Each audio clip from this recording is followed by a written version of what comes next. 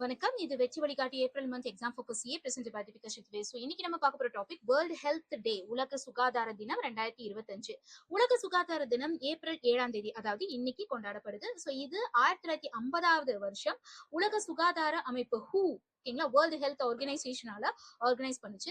இது ஒவ்வொரு வருஷமும் எதனால கொண்டாடப்படுதுன்னா, ஏப்ரல் 7 1948ல இந்த உலக சுகாதார அமைப்பு நிறுவப்பட்டனால நினைவு கூற விதமா, ஓகேங்களா. So far the memory of world health organisation founded on 1948. இந்த வருஷத்தோட கருத்துரு என்னன்னா, தீம் என்னன்னா, healthy beginnings and hopeful futures, ஆரோக்கியமான தொடக்கம் நம்பிக்கையுள்ள எதிர்காலம் அப்படிங்கிறது. இந்த வருஷம் முக்கியமாக கவனம் செலுத்த வேண்டியது தாய்மார்கள் மற்றும் புதிதாக பிறந்த குழந்தைகள், ஓகேங்களா. Maternal and new born health, ஓகேங்களா. சரி, நெக்ஸ்ட் வந்துட்டு கீ ஸ்டாட்ஸ், வந்து முக்கிய புள்ளி விவரங்கள் வந்து வேர்ல்டு ஹெல்த் ஆர்கனைசேஷன் வந்து வெளியிட்டிருக்கு. அந்த புள்ளி விவரம் வந்துட்டு ரொம்பவே வந்து அதிர்ச்சிக்குள்ளதா இருக்கு. வருடத்துக்கு 3 லட்சம் தாய்மார்கள் வந்துட்டு உயிரிழக்கிறாங்க, மேட்டர்னல் டெத்ஸ், ஓகேங்களா.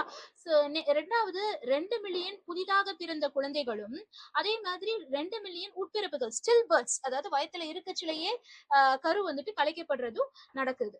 அதே மாதிரி ஒவ்வொரு 7 வினாடிக்கும் ஒரு தவிர்க்கக்கூடிய மரணம், மோஸ்ட்லி வந்துட்டு நியூட்ரிஷன் டெஃபிஷியன்சி, ஓகேங்களா. ஸோ சரியான சத்தான உணவு வந்துட்டு சாப்பிடாததுனால உயிரிழப்பு வந்துட்டு ஏற்படுது. அது மட்டும் இல்லாம பெரும்பாலான நாடுகள் 2030 சுகாதார இலக்குகள், அதாவது 2030ல என்ன அப்படின்னா, சஸ்டைனபிள் டெவலப்மெண்ட் கோல்ஸ், நிலையான வளர்ச்சி இலக்குகள் அப்படின்னு சொல்றது. அதுல வந்து இலக்கு 3 எதை சொல்றது அப்படின்னு சொல்லிட்டு பார்த்தீங்கன்னா, அனைவருக்குமான சுகாதாரம், அதை பத்தி சொல்றது. சோ வந்து இதுல வந்து நிறைய நாடுகள் என்ன அப்படின்னா ஃபெயில் ஆகிக்கிட்டே இருக்கு, ஓகேங்களா. சரி, நெக்ஸ்ட். சோ இந்த இலக்குகள் வந்துட்டு என்ன நியமிச்சிருக்கு அப்படின்னு சொன்னா, தரமான கருவுறுதல் மற்றும் பிறப்புக்கு பிறகு பராமரிப்பு, அதாவது சோ டியூரிங் அந்த ப்ரீநேட்டல், குழந்தை பிறக்கிறதுக்கு முன்னாலேயும், போஸ்ட் நேட்டல் குழந்தை பிறந்ததுக்கு அப்புறமேட்டியும் அவங்களோட ஹெல்த்தை வந்து மெயின்டைன் பண்றது. ரெண்டாவது என்ன அப்படின்னு சொல்லி பார்த்தோன்னா, தேர்ச்சி பெற்ற மருத்துவர் உதவியுடன் பிரசவம் செய்யறது.